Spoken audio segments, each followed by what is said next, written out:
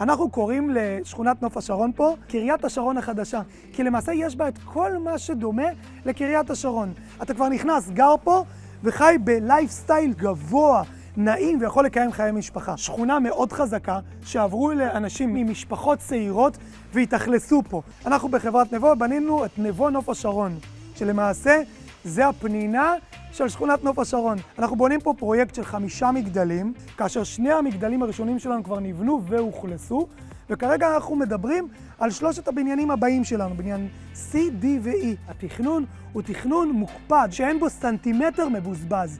לרוב הדירות יש מחסנים, לכל הדירות יש חניות תת-קרקעיות, אתה יכול למצוא פה הכל. גני ילדים, מוסדות חינוך, בתי ספר, פארקים, ריאות ירוקות, מרכז מסחרי שאנחנו בונים, סמיכות לכביש החוף, תחבורה ציבורית, ולמעשה כל מה שבן אדם צריך ומשפחה צריכה כדי לקיים את החיים שלה, ולמעשה גם כדי להרגיש שהיא יכולה לצאת ולחזור מהעבודה מאוד מהר. נביא אני לא. אני לא יודע לחזות האם מחירי הנדל"ן עוד יתפוצצו או יעלו או הכל. אבל אני יודע להסתכל מסביב. עדיין זורמים עוד ועוד אוכלוסיות חזקות ובונות את הקהילה פה. תשמע, אתה מחפש נדל"ן לקנות אותו, בין אם זה להשקעה או לגור, זו השכונה.